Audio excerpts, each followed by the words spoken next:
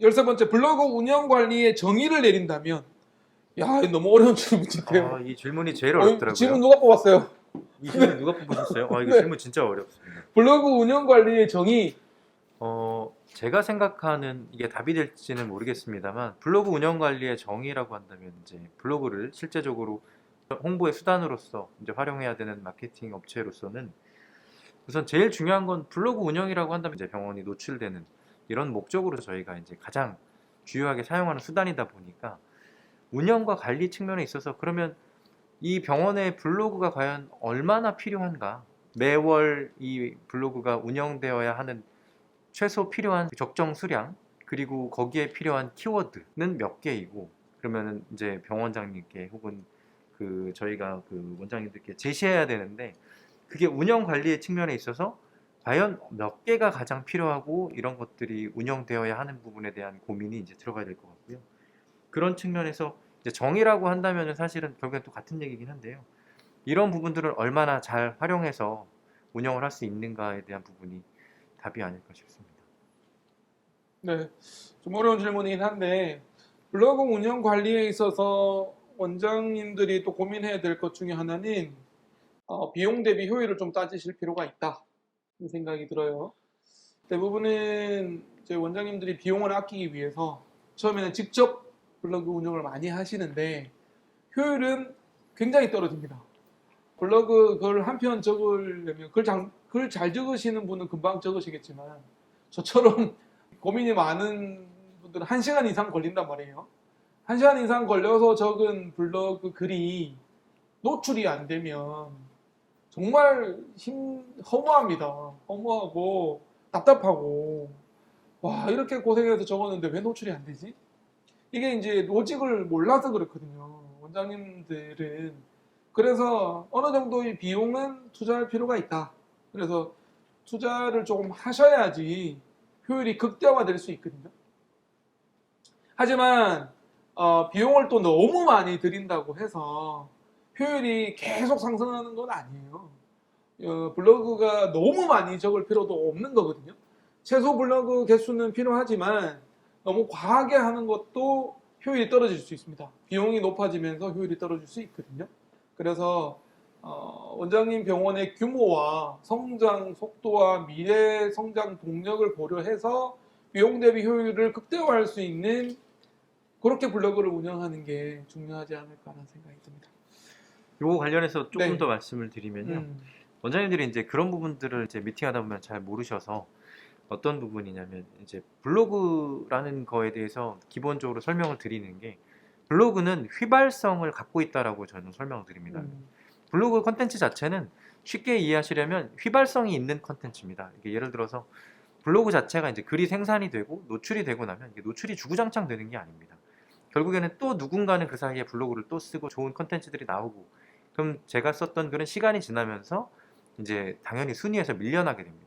그래서 그걸 휘발성이라고 표현을 하는데, 처음에 생산되었을 때 8시간이 지나면서 노출이 시작이 되고 8시간 이후로 해서 한 3일 정도까지 그 컨텐츠가 갖고 있는 생명력이 최고조로 머물렀다가 이제 점점점 이제 생명력을 잃어가는 형태로 해서 노출이 사라지게 되는 그런 특징이 있습니다. 그러다 보니까 결국에 이게 블로그 운영과 관련해서 매월 몇 개의 키워드를 어떻게 운영하는가에 대한 고민이 들어가는 이유가, 이 글이 몇 개를 쓰느냐는 곧 얼마 만에 며칠 그 간격을 두고 이게 새로운 컨텐츠들을 계속 이 병원 컨텐츠로 발행할 것이냐, 그것이 되게 중요하게 되겠고요. 그렇기 때문에 꼭 많이 쓴다라고 해서 꼭 효율을 담보할 수는 없고 적정한 그 운영에 필요한 수량을 파악하는 것, 그것이 되게 중요한 어떤 운영 관리에 대한 팁이 되겠습니다. 좀 공격적으로 할 필요도 있기는 해요. 네, 맞습니다. 네, 비용이 좀 확보가 된다 그러면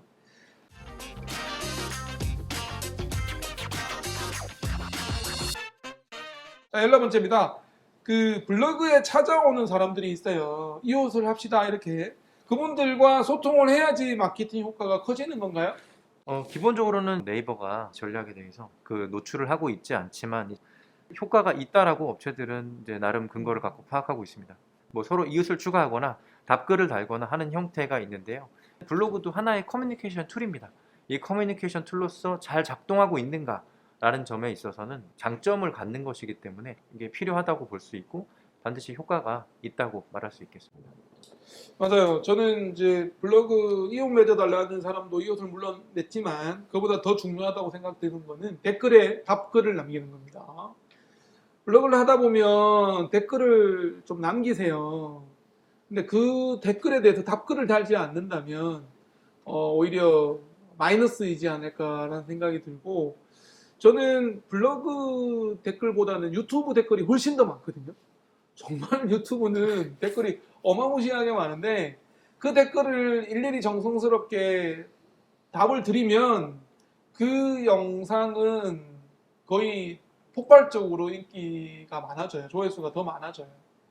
그래서 제가 블로그 글은 보통 조회수가 작으면 200에서 많으면 한 3000 정도 진짜로 대박 블로그는 그렇게 조회수가 나오는데 보통은 뭐 목표는 100, 200 정도가 목표라고들 얘기를 하세요. 근데 이 유튜브는 조회수가 많으면 3만이 넘는 글도 영상도 있거든요. 근데 그게 이제 댓글을 달고 같이 소통을 했던 커뮤니케이션의 성과가 아닌가라는 생각이 듭니다.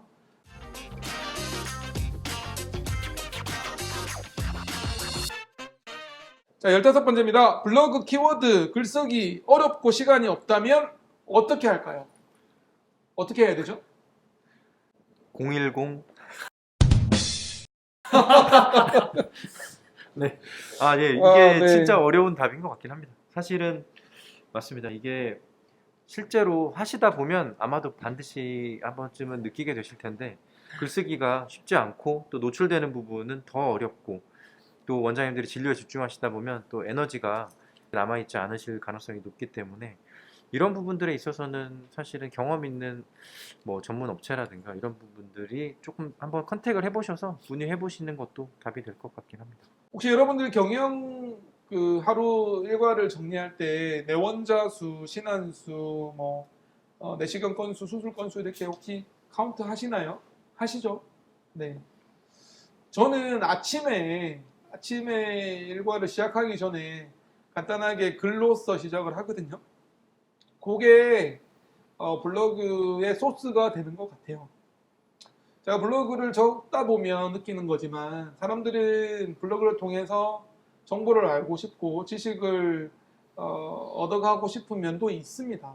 근데 한편으로는 그 병원의 원장이 어떤 사람인지를 알고 싶어 하는 부분이 있어요. 그래서 저는 크게 이제 투트랙으로 블로그는 지식이나 정보를 위주로 하고 카페 글은 인간적인 면을 좀 부각하려고 그런 쪽으로 위주로 이제 글을 적는데 저거 보면 큰 차이를 느낍니다. 오히려 조회수는요 인간적인 면의 글이 훨씬 더 많습니다. 정말 에너지는 오히려 일상적인 글이 되게 작게 들어가는데도 불구하고 사람들은 호흡을 더 많이 하거든요. 그리고 실제로 인터넷에 글들이나 영상을 보고 오시는 분들께서 저한테 하는 얘기 중에 하나는 원장님의 인간적인 모습이 끌려서 내원했다라고 얘기하십니다. 그래서 너무 어렵게 생각하지 마시고요. 글 쓰는 거 어렵게 생각하지 마시고 그냥 간단히 메모하듯이 하루 일과 정리하듯이 하루 일과를 시작하기 전에 다짐하듯이 그렇게 가볍게 시작하는 것도 괜찮지 않을까 싶고 또 말씀하신 것처럼 전문 업체의 도움을 받는 것도 같이 고업을 하는 것도 필요할 거라 생각을 해요. 네이버 그 블로그 얘기가 굉장히 길어졌어요. 하지만 굉장히 중요한 내용들이 많은 것 같지만 내용 같습니다.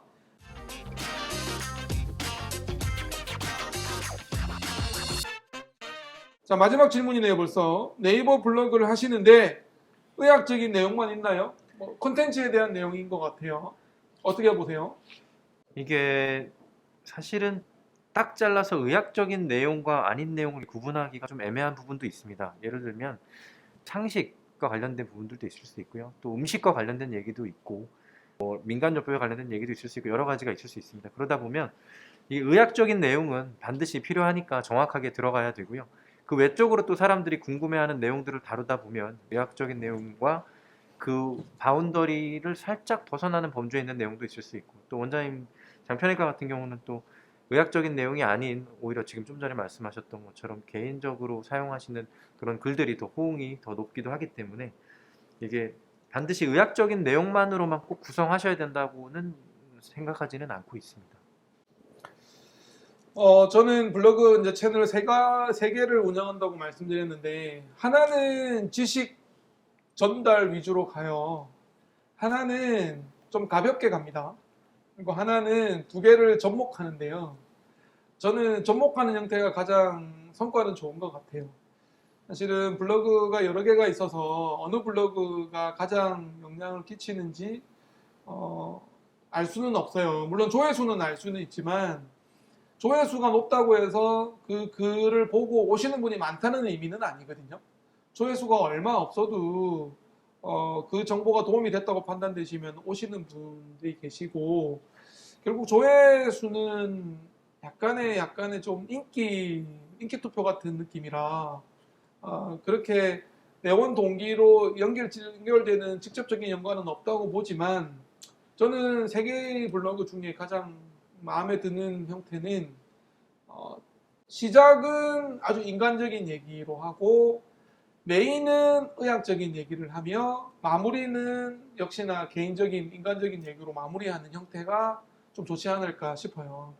그러니까 제목은 굉장히 흥미있게 가고 처음에 시작은 스몰 토크로 하는 거죠. 날씨 얘기 아니면 요즘에 돌아가는 얘기 또 나의 개인적인 얘기, 주말에 뭐 했는지 얘기, 이런 걸로 가볍게 시작을 하고 중간에는 전달하고자 하는 메인의 어떤 정보들, 의학적인 정보들을 제공을 하고 마무리는 훈훈하게 하는 형태가 가장 마음에 드는데요.